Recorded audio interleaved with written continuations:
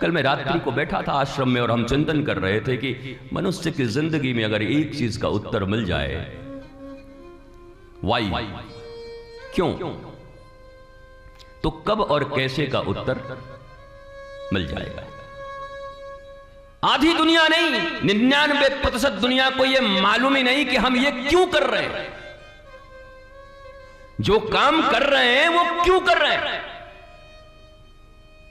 और मालूम भी है तो मैकोले की शिक्षा व्यवस्था के अनुसार ऐसे रॉन्ग चिप और इतना गड़बड़ सॉफ्टवेयर फिट हो गया है 3-4 पीढ़ियों से, 5 पीढ़ी हो गए शायद, हमारी 4-5 पीढ़ी हो गए। उसका क्यों का उत्तर भी बड़ा खतरनाक है। इसलिए लगातार 4 दिनों से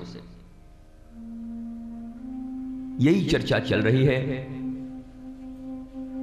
कि अगर बेसिक कहीं भूल है, फाउंडेशन गलत है, तो इमारत सही नहीं बनाई जा सकती। लेकिन न जाने आपको क्या जिद है कि जब तक मणिकर्णिका पर धू धू करके नहीं जल जाओगे, उससे पहले तुमको समझ आएगी नहीं और उसके बाद समझने के लायक रहोगे नहीं। मृत्यु के पूर्व अगर समझ गए तो बात बन गई, नहीं मृत्यु के बाद।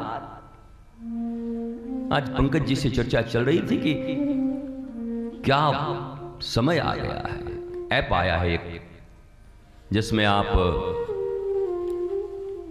स्टार्टअप जाएं, बटन दबाएं, पेमेंट करें।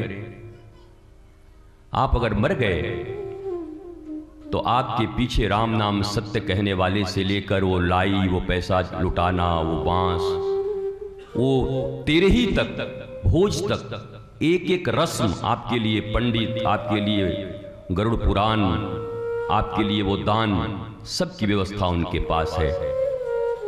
ये सुनने में तो लगता है कि बड़ा अच्छा हुआ, लेकिन ये भारत में ये हो रहा है।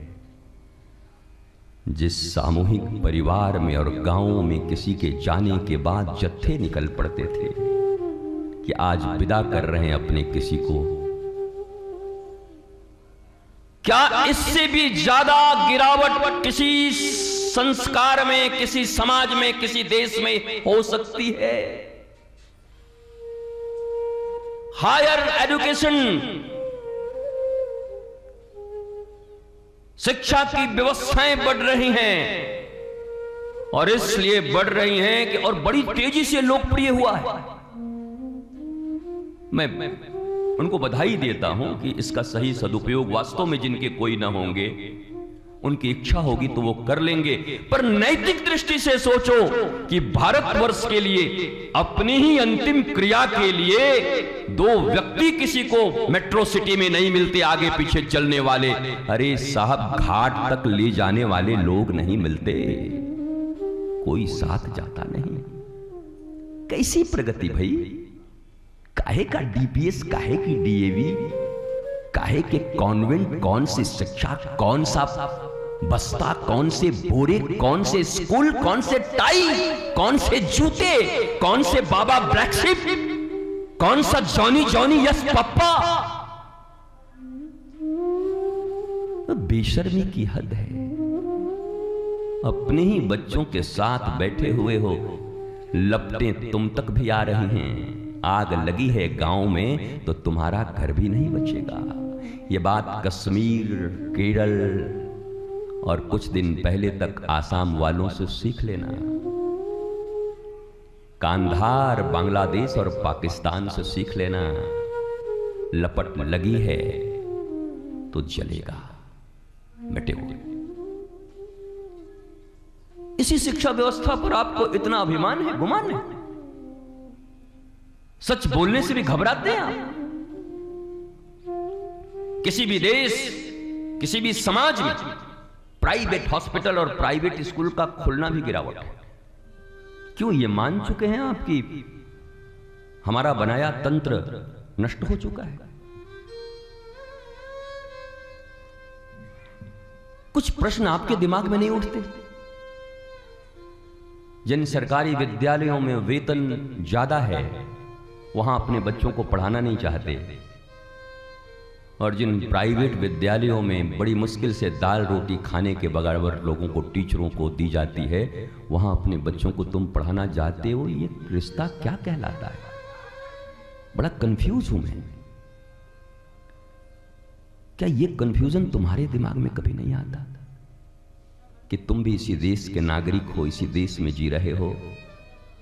कभी कभी चिंतन की धारा उधर मुड़ जाती है और फिर देखता हूं इतनी कथाएं, इतने लोग, इतने धार्मिक अनुष्ठान, आयोजन, और परिणाम विवेक शून्यता, विवेकहीनता।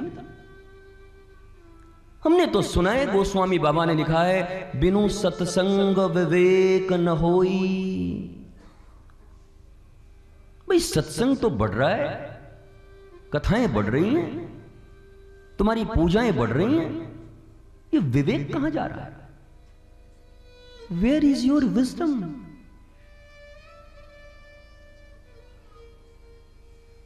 आदमी मेहनत कर रहा है तो उसको परिणाम भी तो मिलना चाहिए। मतलब विजी विदाउट वर्क, सो कॉल्ड धार्मिक कहलाते हैं हम। भारत धार्मिकों का देश है, और धर्म की जितनी अवनति और धर्म का जितना पतन आपके यहां है, और यह समझ आपकी जिंदगी से आता है। धर्म का पतन हुआ है, यह सामूहिक तौर पर समझने की जरूरत नहीं है। ये सिर्फ अपने निजी जीवन से तुम पहचानो कि तुम उस घर में जन्म लिए हो जहां बचपन से सत्यनारायण की कथा होती है। तुम उस घर में जन्म लिए हो जहां घंटियां बजाई गई हैं। तुम उस घर में जन्म लिए हो जहां बट सावित्री व्रत का पूजन हुआ है। तुम उस घर में जन्म लिए हो जहां तुम तीज का व्रत करते हो, हरितालिका तीज का व्रत करते हो, तुम एकादशी करते हो, तुम प्रदोष करते हो, तुम सोमवार करते हो, तुम मंगलवार करते हो, तुम गुरु को रखते हो, तुम शुक्रवार को संतोषी माता के व्रत रखते हो। कोई ऐसा चीज नहीं जिन पूजा पाठ में तुम सम्मिलित नहीं हो। और तुम्हारे जीवन में आने वाले समय में भारत में जिस तेजी के साथ तनाव और डिप्रेशन बढ़ रहा है, तो मुझे समझ नहीं आ रहा है कि मामला चूक कहां रहा है। प्रयत्न इतने हो रहे हैं, हम लगातार प्रयास कर रहे हैं, हम दुखों को मिटाने के लिए आगे बढ़ रहे हैं, लगातार पागलपन बढ़ रहा है, मनोचिकित्सकों की संख्या बढ़ रही है। हद हो गई कि तीसरे क्लास में पढ़ने वाले बच्चे के लिए किसी मनोचिकित्सक को नियुक्त किया जाता है। उसके बाद भी आप अपने परिवार, अपने समाज, अपने राज्य और अपने देश को उन्नत होने का दावा करते हो। तुम्हारी जिंदगी में कोई उन्नति नहीं है, तुम्हारी जिंदगी में कोई शांति नहीं है, तुम्हारी जिंदगी में कोई प्रेम नहीं है, तुम्हारी जिंदगी में कोई आह्लाद नहीं है, तुम्हारी जिंदगी में कोई प्रॉस्पेरिटी नहीं है। उसके बाद भी तुम आंखें बंद करके रेल की पटरी पर खड़े हो, सामने से रेल के इंजन आ रही है और तुम ये सोच रहे हो कि रेल का इंजन तुम्हारे लिए रुक जाएगी। सामने से सिंह आ रहा है, आदमखोर, और तुम आंखें बंद करके सोच रहे हो कि वो आदमखोर सिंह तुम्हें छोड़ देगा। ये कौन सी बेवकूफी कर रहे हैं हम? ये किस अज्ञानता में, इल्यूजन और डिल्यूजन में जी रहे हैं हम? ये क्या कर रहे हैं? जवाब क्यों नहीं देते?